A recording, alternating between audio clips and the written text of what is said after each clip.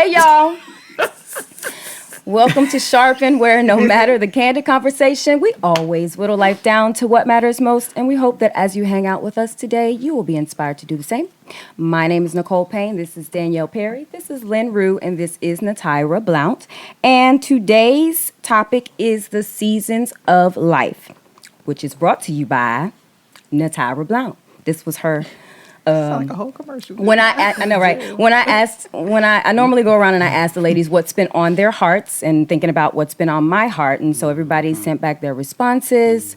And Natyra said the seasons of life. She said, what was it? Mine was the best one.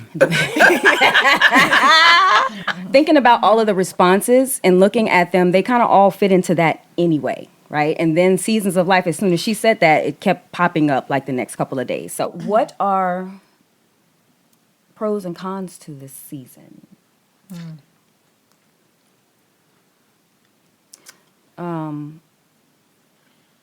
Well, so pros for me, when I talked about my natural season of child rearing and being married, a pro is the fact that everybody in my house has his and her own relationship with Christ. Amen. My children, my boys were saved as early as 3, early as 3. So that is always that's always a high point for me and a good reminder when I start thinking about the do. I mean, that's like how I'm wired, like do, check it off. But remembering that the same God that I know is the same God that Asa and Isaiah know, and the same God that Kwesi knows. So they can hear him just like I can hear him, you know? The fact, another pro is the fact that God's not into playing games with me. Sometimes being hyper vigilant the way that I am, I will hear from God and hear instructions and then do them and then still be like, but did I do it right? Like, is it, have I missed a step? You know? And it's like God reminds me, like, girl, like you said one time, like, calm down. Yep. God is not into playing games. He's not into tempting you. He's not into putting unnecessary things in your way. You know what I mean? Like just to see how perfect you are. Right. Hello. Yep. Like hello. Yeah. No. He's not into playing games. So it's like when I feel like this, God reminds me that he's like this. Yeah. You're all right. Yeah. Yeah. That's right. He's always available to counsel me and tell me what he wants me to know so I can obey and operate accordingly in this season. Another pro, naturally, is having flex in my schedule to be more available to my family because I don't work a regular job. So just the way that things have lined up and have worked out, you know, kind of like what you talked about when you as the wife and as the mom are up before everybody else and you get yourself together. Yeah. It kind of works out like that for me, just with more flex in my time to be available to, if I need to run up to the school in the middle of the day, I can do that.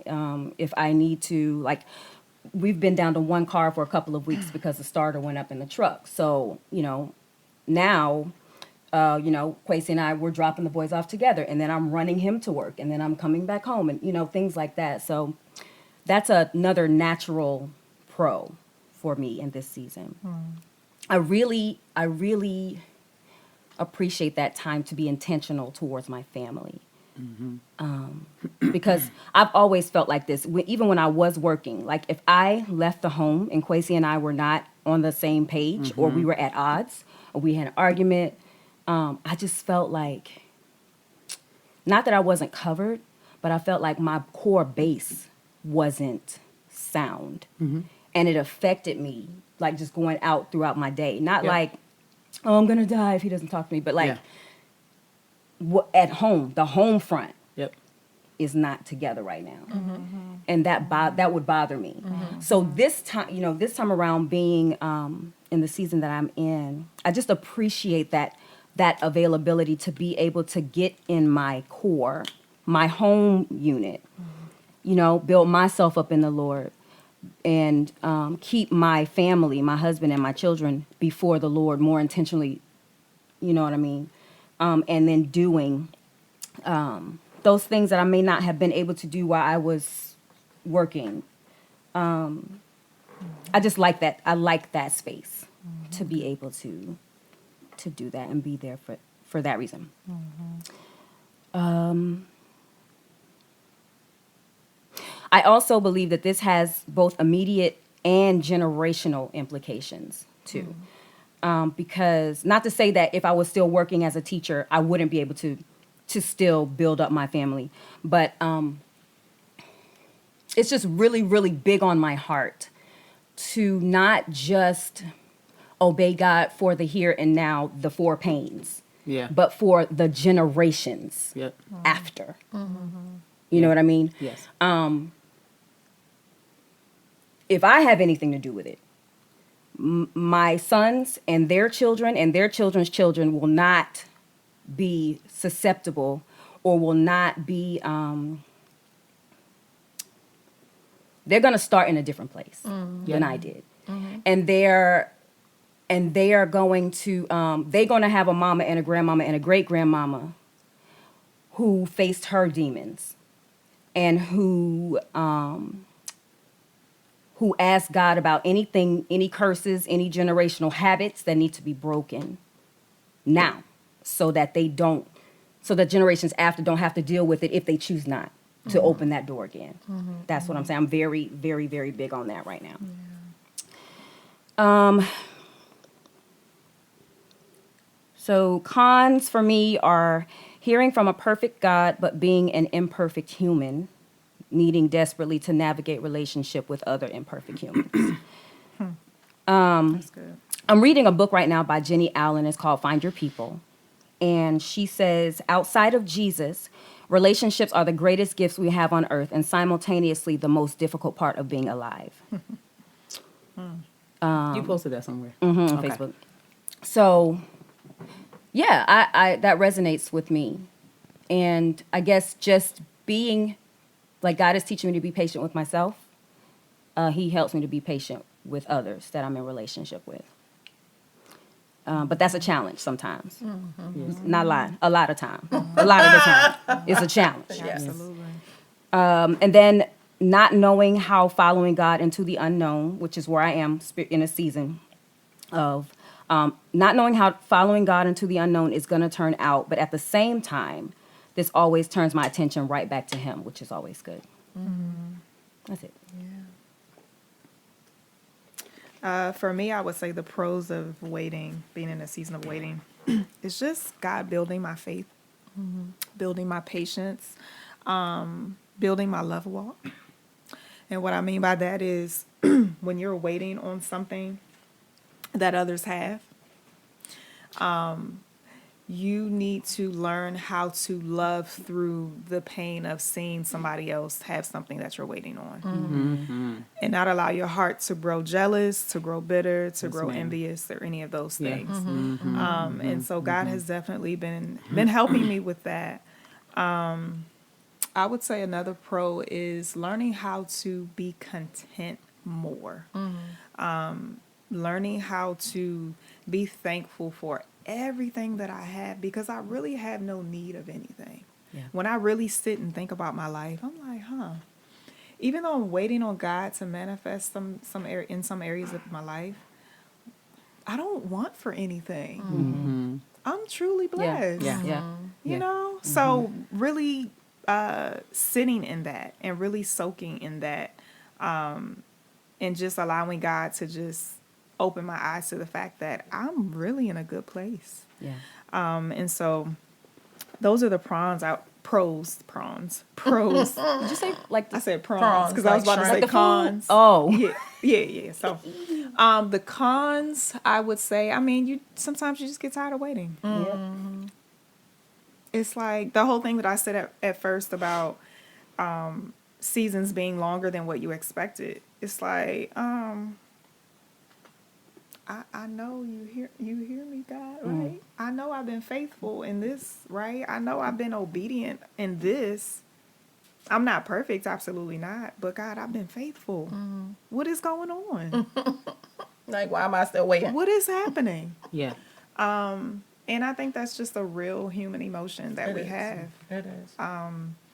Especially when God is telling you, I see your faithfulness. And you're like, oh,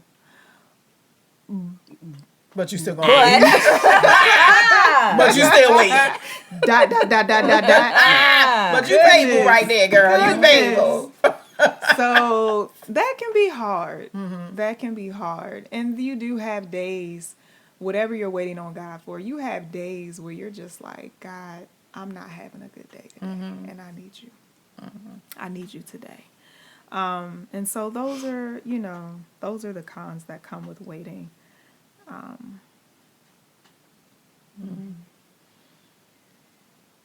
Well, y'all heard all the pros. I would say with this season that I am in, one of the cons is that it is a lot. It's a lot when you know that you are responsible for this, and this. It's different when I think about like when we're going to church, and I'm like, but we are responsible for the beginning of that thing.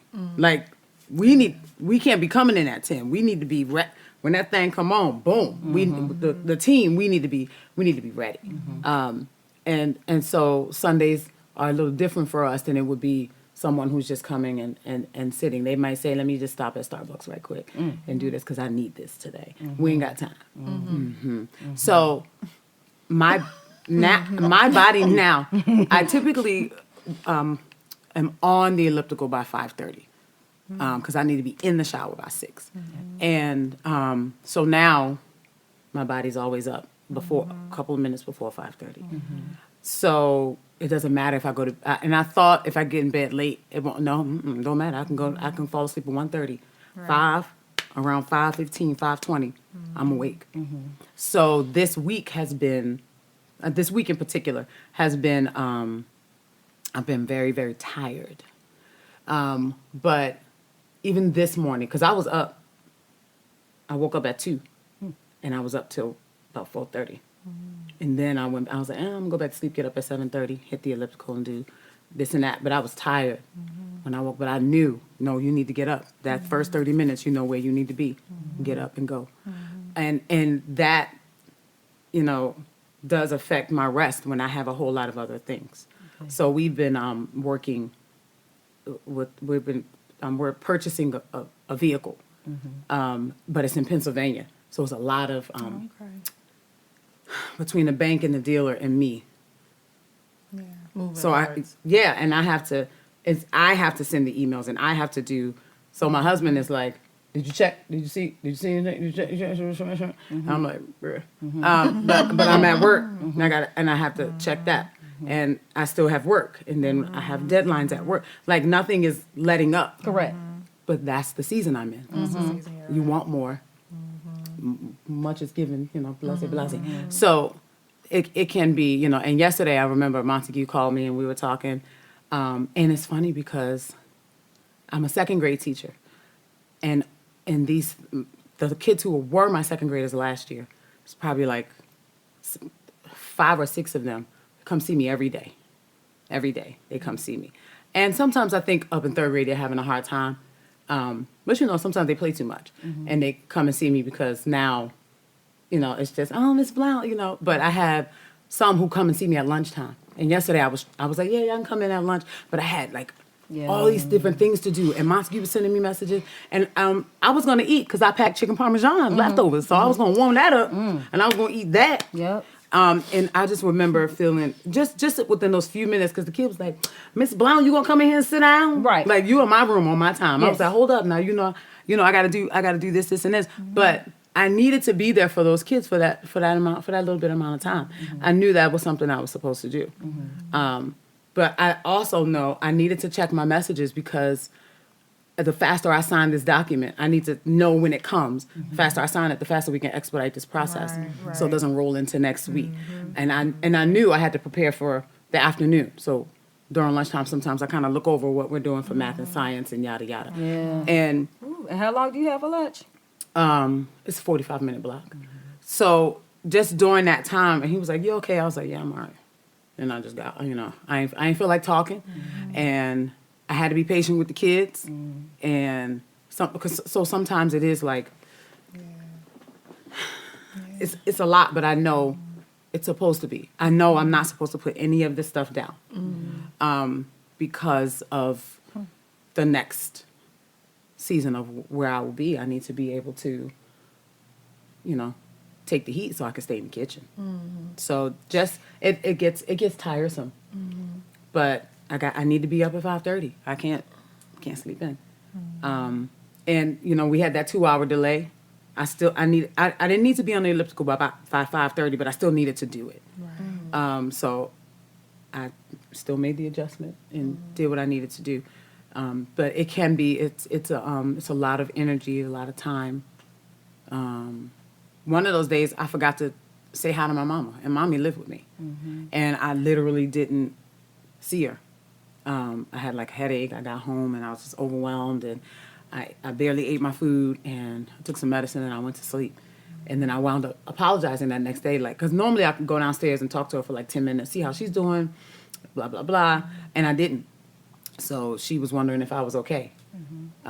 And just making sure that I'm what I need to be to wherever I'm assigned right now.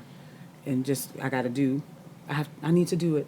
I need to do all of it right now.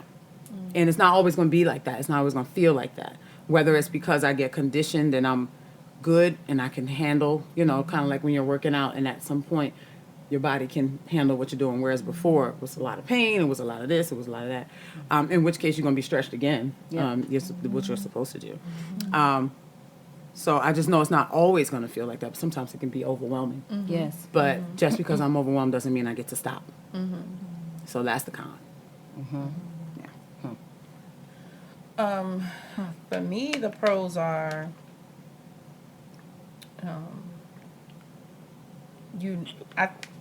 believe the pros are I'm just not staying stuck, because when you're discovering things, whether you like them or not, you're just not in the dark about it. And there's the opportunity to change. There's the opportunity to pivot when it needs to be pivoted, and then grow. And even despite the fact that, the kind of growing, that there's pain in growing, just like when you're exercising and you're starting out, you don't always like it. You're utilizing muscles that you don't particularly care for, that you haven't used or that's been sedentary for quite some time. So there's going to be some pain and there's going to be some stretching, but in the end, the pro is you're going to be better. You're going to be a better person. You're going to be a better leader. You're going to be just an all-around better person. You're going to grow closer to God. You're going to, just be better in so many different areas as I'm discovering for myself. The con, sometimes the things that I'm discovering is like, ugh, like, I don't like it. That's it. And for some things, just not, you could fall into just being judgmental, because it's like, how? Like, Judgmental of just people, like things that you're discovering. The things, like, for example, when it comes just a transparency, like when it comes to my dad, when it comes to my father, who's been dead for 10 years now. Wow, already? Still, it's been 10 years, he and my brother. And it's, I still, the question for me becomes, what, I don't understand what my mother or my stepfather, mother, what they saw in him. Like, that part doesn't click. Yeah. It's like, why? Like, what about him was so appealing? Yeah. Like, for me, and it's like, so it's certain with my mom, it's like, okay, she was young, I could kind of understand certain things. And then there's a point of me where it's like, nah, I don't understand that no more. I really don't. And then just like, but you weren't there. You're not in those shoes. You don't know where she was. You don't know where my stepmother was. You just don't know. So you can't. You could say that's not what you would do, Right. but you weren't there, and you're not them. And even at certain points in leadership, where it's like that's not the way I would handle it, but I'm not there. I'm not in that particular position. So it's those areas of, okay, you can't. It's easy to say what you would do when you're on the outside. Oh, yeah. Yes. Yeah. Mm-hmm. Yes. It is. It's easy to yeah. say Yes. blah, blah, blah, blah, blah, blah, blah. I wouldn't do this. I wouldn't do blah, blah, blah, blah, blah. But when you're in that position and you're ball faced game. with those set of circumstances, we all would like not to handle it in that particular way, but you don't know because that's not you. That's right. So that's the con that I have, just exercising grace, because again, when we read the Bible and we turn around and we see like the Israelites, or we're looking at certain people and we're like, how did that happen? Because they were human. Yeah. And that's where I think Yeah. for me, that's where I just have to rest, because we're human. We're human. We're flawed, and we're not perfect, and how,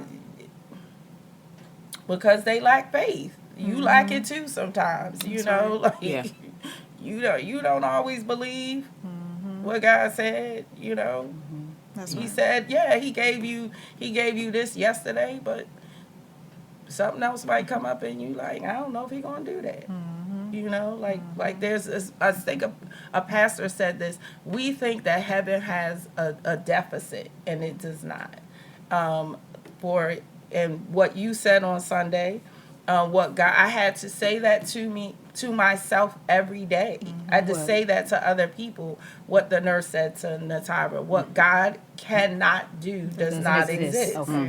And I said that to myself every Yeah. day. That's good. That's real. was That good. really resonated with me. I had to say that to myself every day. How she say it in the time? I loved it. I loved it. Yes, I Yeah. loved it. But I said it every day, and I said it to my coworkers every day when I was praying for them all this week.